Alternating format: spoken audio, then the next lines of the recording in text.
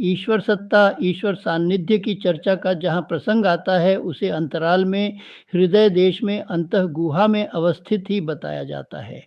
चेतना का अणु पक्ष आत्म सत्ता में है और विभु पक्ष ब्रह्मांडीय चेतना में। दोनों एक ही तत्व के बने हैं।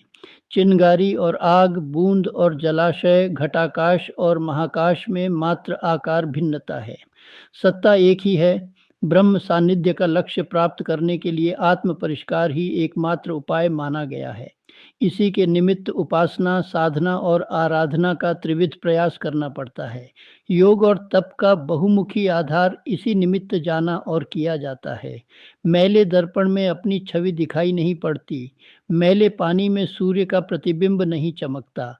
इसी प्रकार दुश्चिंतन और कुकर्मों से सड़े गले जीवन से अंतःकरण ऐसा दूषित हो जाता है कि उसमें ईश्वर सत्ता विद्यमान होते हुए भी आभास मिल नहीं पाता। इस अवरोध को दूर करने के लिए आत्मशोधन के ही प्रयास करने पड़ते हैं। अपूर्णता से उबरकर पूर्णता प्राप्त करने का यही एकमात्र मार्ग है। अध्यात्म तत्व दर्शन में इसी का प्रतिपाद है। साधना परक समस्त कर्मकांड इसी की पूर्ति के लिए विनिर्मित किए गए हैं। जो जिस अनुपात से आत्मशोधन करता जाता है, उसके भवबंधन उसी मात्रा में कटते हैं। ब्रह्म सान्निध्य का रसास्वादन करने का अवसर उसे उसी अनुपात में मिलता चला जाता है। जीव का ब्रह्म सान्निध्य की लालसा को मृग की नाभि में कस्तूरी भरी होने पर भी उसे अन्यत्र ढूंढते फिरने की तरह प्रयत्न करना बताया गया है।